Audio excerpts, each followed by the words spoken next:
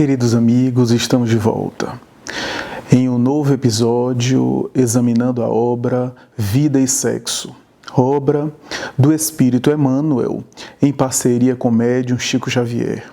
E no dia de hoje estamos abordando mais um capítulo desse livro extraordinário, capítulo 9, que Emmanuel intitula como sendo União Infeliz. Neste capítulo, Emmanuel traz considerações importantes acerca das uniões dolorosas na Terra, dos relacionamentos infelizes que se estabelecem no mundo material, em função de fatores os mais variados. E Emmanuel, como sempre ele coloca, em todo o capítulo do livro Vida e Sexo, ele começa com um trecho que ele recorta da obra kardeciana, da codificação de Allan Kardec. E não é diferente nesse capítulo 9, União Infeliz, quando ele cita, curiosamente, um trecho bastante interessante e pode parecer ao leitor, a princípio, que o texto que Emmanuel está citando não tenha nada a ver, não tem nenhuma correlação com a temática que ele vai desenvolver no capítulo 9. Mas o item que Emmanuel cita é a questão 167 de O Livro dos Espíritos, que Allan Kardec pergunta: qual é o fim objetivado com a reencarnação? E os espíritos respondem: expiação, melhoramento progressivo da humanidade. Sem isto, onde a justiça? E nada mais. Essa questão 167 faz alusão ao objetivo do indivíduo com a reencarnação, que seria a expiação, isto é, vivenciar as vicissitudes que são inerentes à vida material, à vida orgânica. Portanto, a experiência da matéria carrega consigo uma série de vicissitudes, porque a própria matéria se desgasta, vivencia processos de transformação molecular, e as vicissitudes inerentes da vida material faz parte do cardápio de todo espírito. Essa é a expiação. Então, um espírito evoluído ou não, ao longo do seu desenvolvimento, ele tem que envelhecer. E o desgaste, esforço, repouso e trabalho inerente à condição física dele. Querendo ou não, ele está sujeito a essas vicissitudes, a essas experiências. Então, algumas coisas são experiências universais, que qualquer espírito no corpo passa. Melhoramento progressivo da humanidade, ou seja, o objetivo da encarnação também é o melhoramento progressivo da humanidade. Sem isso, onde haveria justiça? E se o objetivo maior da reencarnação é o melhoramento progressivo e a vivência pelas expiações, isso é, pelas tribulações da vida material, é inegável pensar que em qualquer área em que estamos, particularmente nas áreas onde nós vivenciamos experiências que chamamos desconfortáveis ou desagradáveis, ali está, de alguma forma, um instrumento para o melhoramento progressivo da humanidade, pensando coletivamente, e de mim mesmo, pensando como sujeito, como indivíduo. Então, qualquer experiência na vida física envolve uma lição, um chamado, um ensinamento para o meu melhoramento progressivo, para o meu crescimento gradual. Ainda que uma experiência seja um fracasso, ainda que uma experiência lamentável, um caminho equivocado, que não deveria ser daquela forma, reconheçamos, mas ainda assim o indivíduo aprende com a experiência, aprende com o erro e melhora progressivamente. Cresce de maneira gradual. Então essa é uma conceituação muito interessante que os espíritos colocam.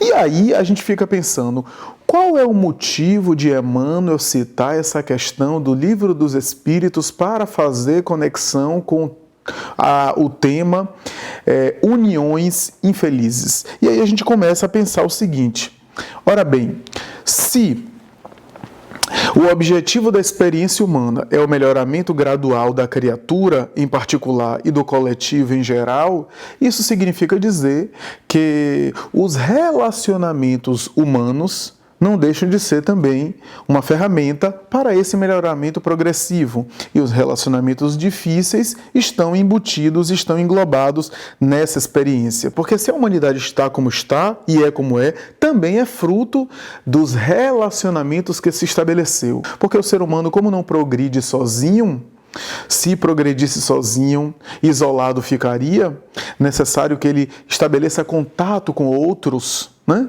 Porque ele não desenvolve-se apenas moralmente, mas intelectual e moralmente. Nessa interação com o outro, é inegável pensar, né, que nessas relações a humanidade evolui, progride. Né? Quando a gente percebe, por exemplo, as épocas do passado, a criatura humana, ainda que em épocas muito primitivas, belicosa, como é que ele se relacionava com o ser humano? Através das guerras. As guerras não deixam de ser uma espécie de relacionamento em que a humanidade progride ao longo dos séculos, ao longo das gerações. Porque nessa interação, ainda que os seres morram e depois voltem, reencarnem, porque o que é morrer se não deixar a veste material e retornar depois em uma outra experiência? A humanidade vai progredindo, vai evoluindo e lentamente vai rejeitando aquele padrão cultural, aquela forma de se relacionar de maneira primitiva, onde não havia o diálogo, mas a imposição, onde não havia o intercâmbio verbal, psíquico, afetivo, mas a imposição das paixões, onde não havia o pedido, mas a posse, onde não havia a solicitação, mas a violência. E lentamente o espírito humano e o ser humano vai refutando, vai refugando, vai rejeitando, vai considerando esses padrões culturais atrasados, lamentáveis, desnecessários. E a humanidade vai dando saltos paradigmáticos, vai avançando até naturalmente chegar em outros níveis de evolução. E isso acontece também em função dos relacionamentos. O melhoramento da humanidade só ocorre por causa dos relacionamentos também, porque os relacionamentos sociais, dizem os espíritos Allan Kardec, na Lei de Sociedade, são indispensáveis ao progresso.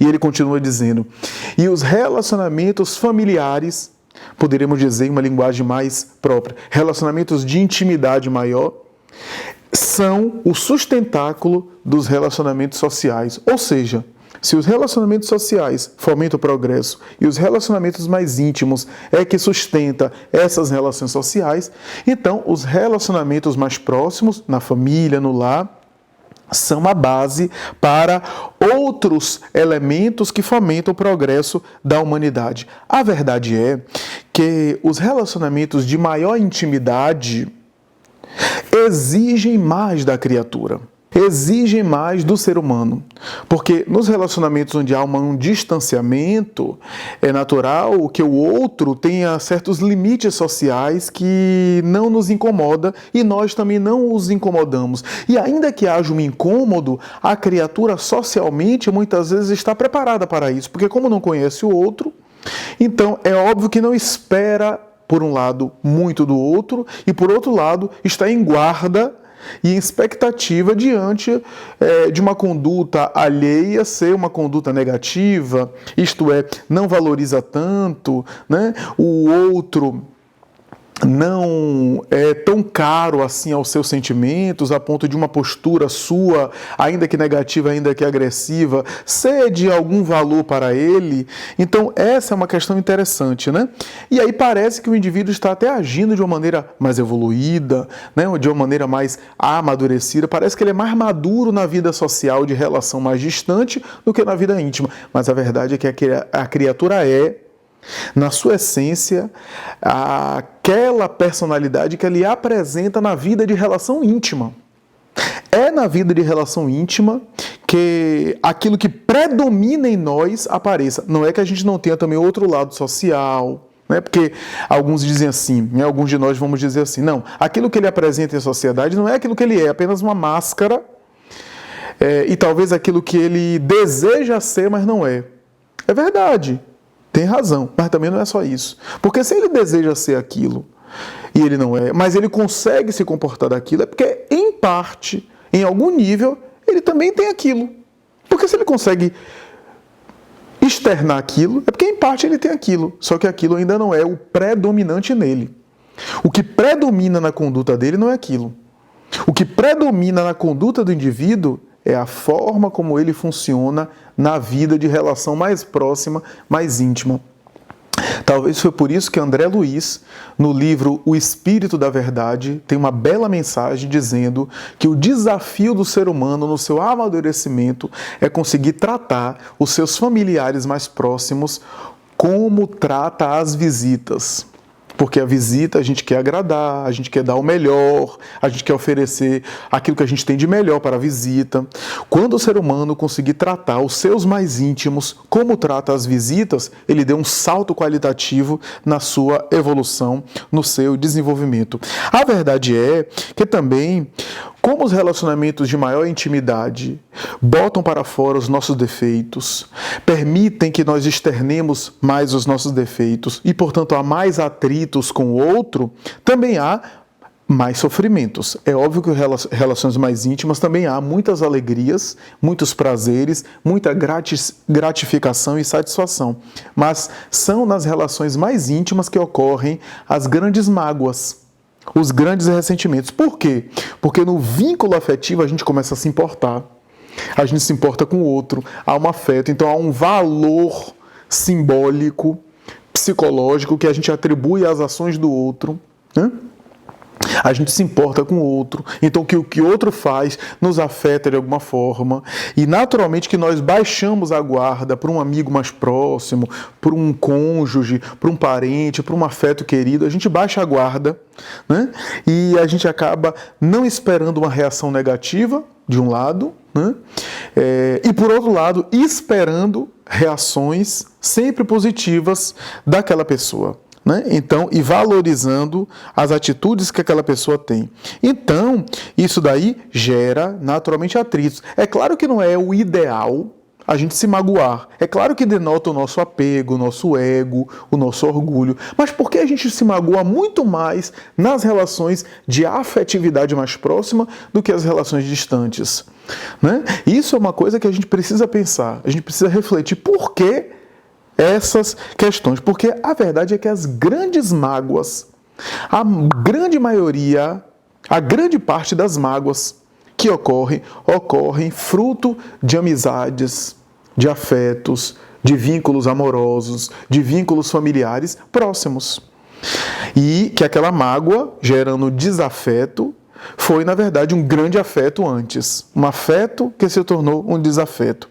Então, isso é uma questão muito interessante. Ora bem, isso faz parte das experiências. Equivale dizer que, muitas vezes, nesses vínculos onde a gente tem uma fusão emocional, etc., são nesses vínculos de muita relação, de muito vínculo, de muita afetividade, onde a gente dá um valor muito grande ao outro, a gente às vezes negativamente espera do outro, o que não deveria também, porque o outro não vai ser aquilo que a gente imagina que seja, mas porque a gente também valoriza o outro e valoriza a forma do outro se comportar, a gente não espera algumas coisas, e daí as mágoas acontecem, né? Porque parece que nessas relações nós somos chamados também aos testes. Então, equivale dizer que nessas vivências há, portanto, um objetivo que é melhoramento progressivo da criatura. É por essa razão que no lar ocorrem os laboratórios de experiências mais variados. E é na intimidade do lar que está ali o contexto de testes que a gente deve passar. Ou seja, na família, no reduto doméstico, no contexto familiar, se encontram os elementos básicos para o meu aprimoramento. Por quê?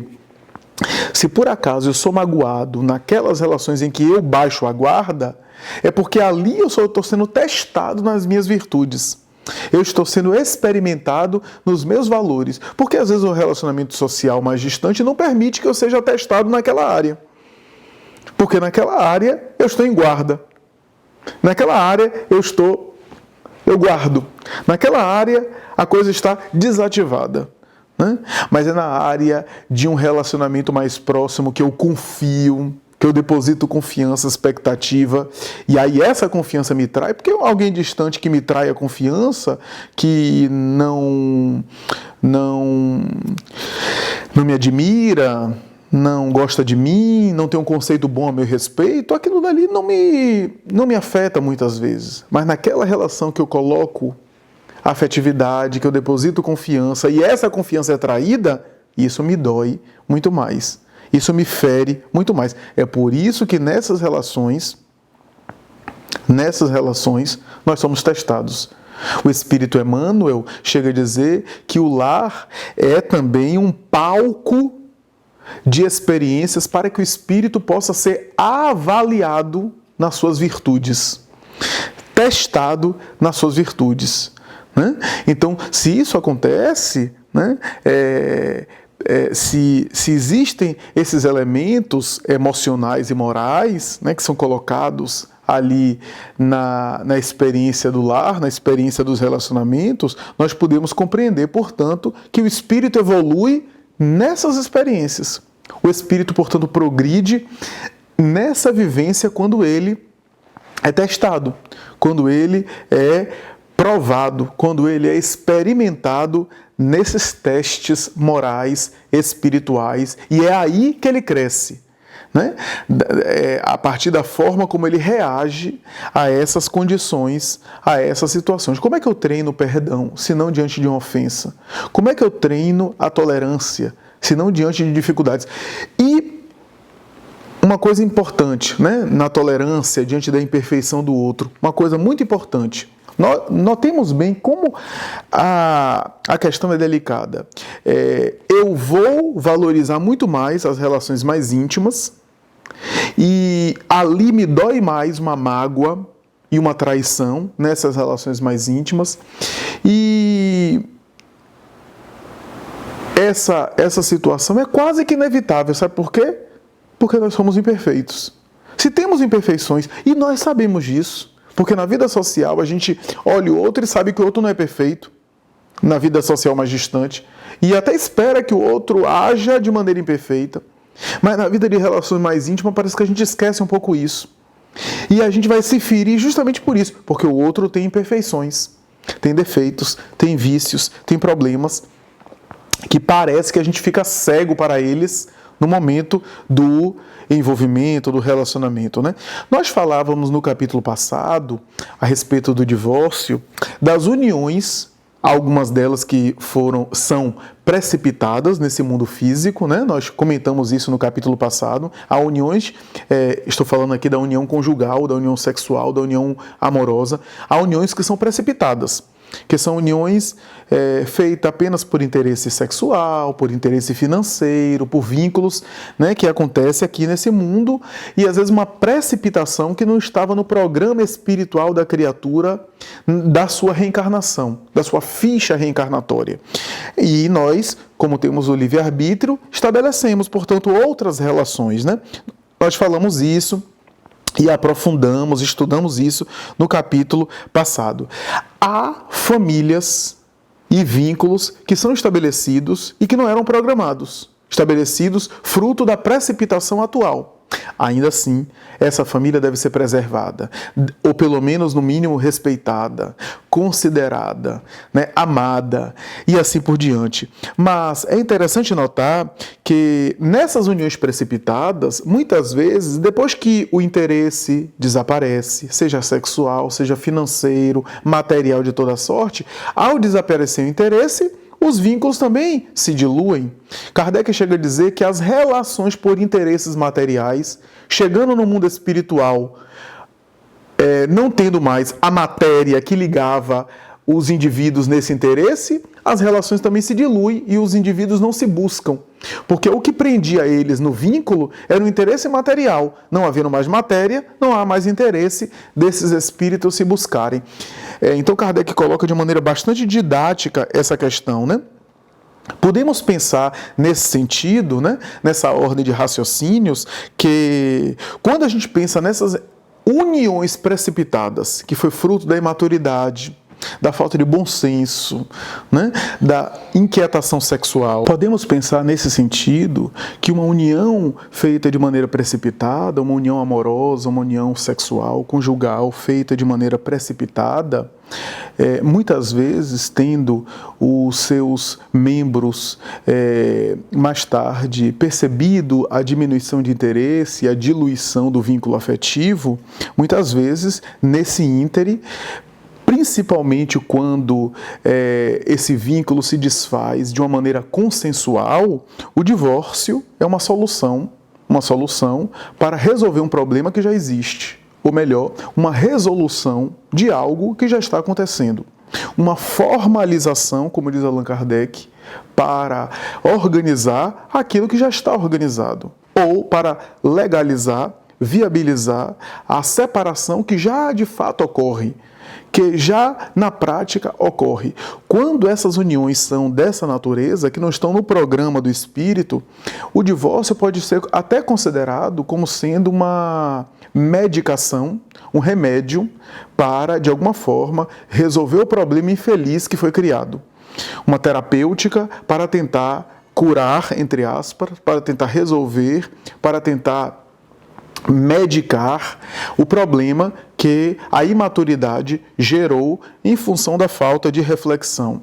No entanto, quando as uniões dos indivíduos foram programadas no além-túmulo, tem uma programação reencarnatória, e os indivíduos se encontram e depois optam por separar-se, nesse caso, essas uniões programadas, a separação, o divórcio, não deixa de ser uma espécie de adiamento do resgate, adiamento do processo que precisava ser vivenciado e, muitas vezes, como diz Emmanuel na obra Leis de Amor, um agravamento de um problema, um agravamento da responsabilidade, porque ele gera lesões na alma e se agrava com os débitos do passado que as almas agora se acompliciaram e se comprometeram solucionar e diluir nessa experiência atual. Equivale dizer, numa linguagem bancária, a dívida que eu tenho que eu não pago agora, eu adio, mas eu adio com juros. E os juros correm com a inflação, né, com o reajuste monetário. E, naturalmente, mais tarde, a situação para que eu possa regularizar essa dívida está numa situação muito diferente. Às vezes, em uma realidade, aspas, socioeconômica muito diferente, né? Pensando aqui na metáfora da dívida, né?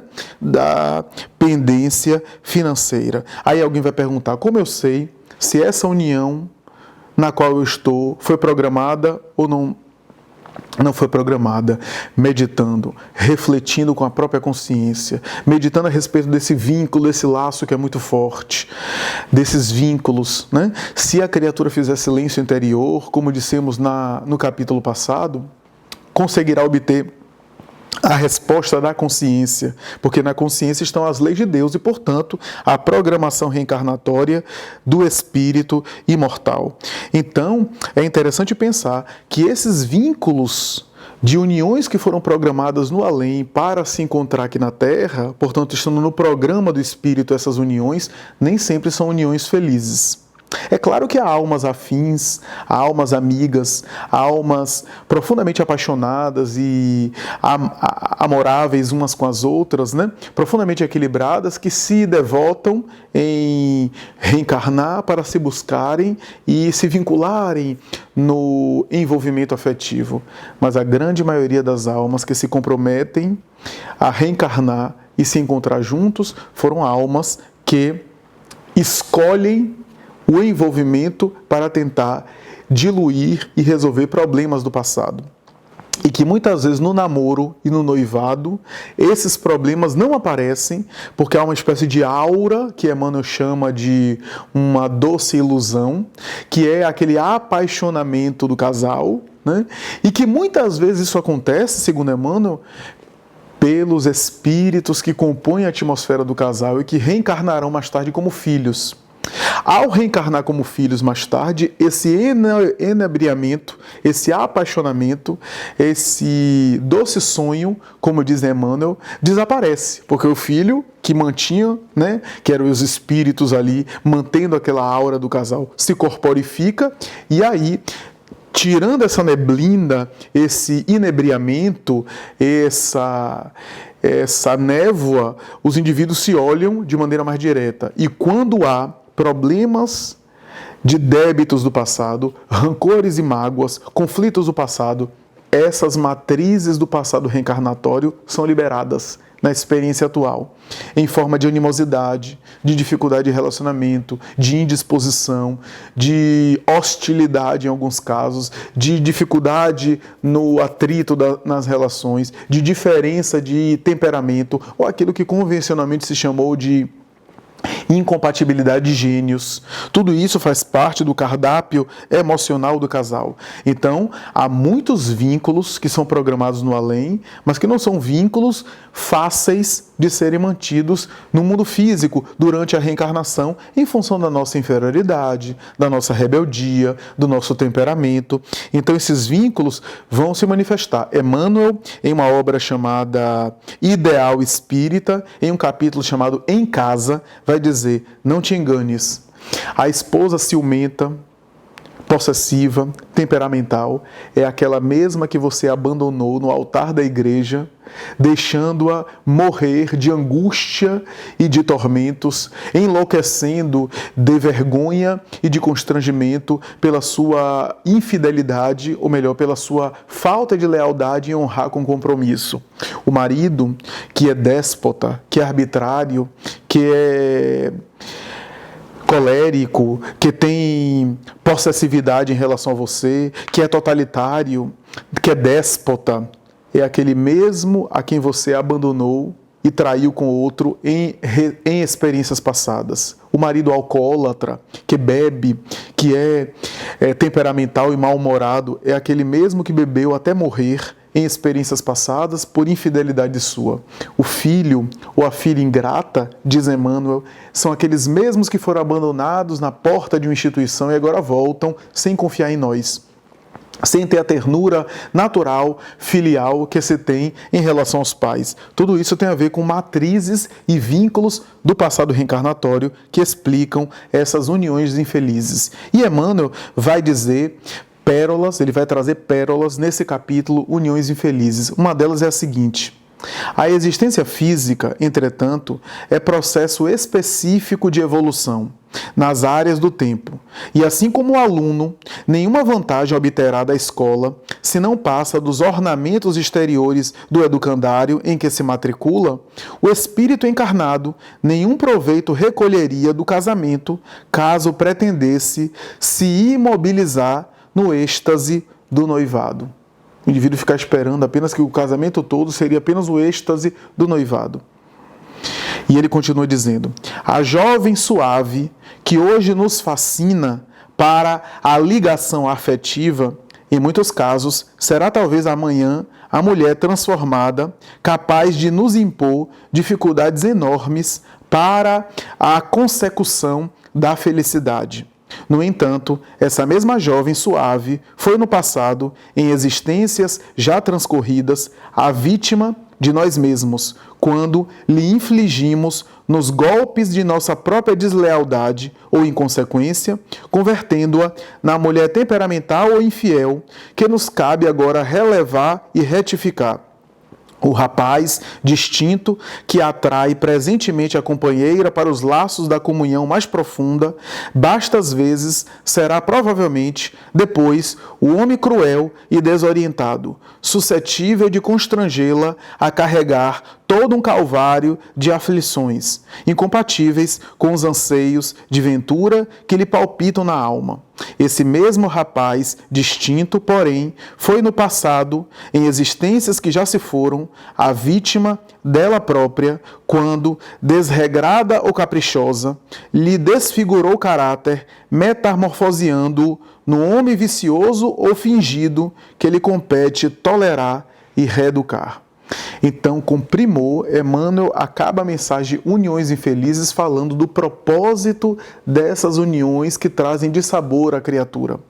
Que se nós olharmos com os olhos do Espírito, é óbvio que não estamos fazendo aqui apologia ao indivíduo sofrer em relações disfuncionais, em relações que só trazem mal-estar, né, em relações adoecidas e enfermas, mas Emmanuel aqui está trazendo considerações e colocações muito mais profundas do que um consolo fast food, um consolo superficial, um consolo autoajuda no sentido superficial, porque eu não estou aqui criticando a autoajuda. Há autoajuda e autoajuda. Há algumas autoajudas que têm uma profundidade filosófica e existencial, né? Mas esse consolo aqui não é um consolo raso. É um consolo de dizer, olhe com os olhos do Espírito as relações. Não vá nessa onda da cultura hedonista de qualquer tipo de incômodo e de desconforto, eu rompo, eu abandono, porque eu quero o meu conforto, o meu prazer, eu quero viver uma vida apenas voltada para a minha satisfação, eu não quero ter incômodo e desconforto nenhum. E mais tarde tem problemas mais sérios, pelo remorso, pelo arrependimento e pelos transtornos de comportamento que acabam surgindo. Então, olhe com os olhos do Espírito as relações infelizes e você vai conseguir perceber que ali há uma grande oportunidade, se você souber aproveitar, de aprimoramento interior. Uma grande escola que você precisa trabalhar alguma coisa. E é por isso que você precisa ver isso. Por isso que Jesus falou, no princípio não era assim. Ou seja, vai chegar o dia da nossa sociedade em que as dilacerações do sentimento nas uniões infelizes vão ceder espaço a vínculos muito mais maduros, muito mais profundos, porquanto aquelas uniões não serão feitas em imaturas. Então os vínculos serão feitos de uma maneira tão profunda em que cada pessoa vai pensar muito na hora de decidir escolher um vínculo afetivo conjugal. Portanto, desaparecendo da Terra a necessidade de separações. As separações existem hoje por medida ainda necessária em função da nossa imaturidade, da nossa falta de reflexão nas nossas escolhas. Mas chegará o dia que o indivíduo saberá, com alegria e até com entusiasmo, optar pelas suas escolhas e até sofrer as consequências das escolhas que faz, para o bem de si mesmo, da sua própria consciência, da sua identificação com a consciência cósmica e, sobretudo, da paz e da plenitude que ele tanto busca e que ele tanto almeja.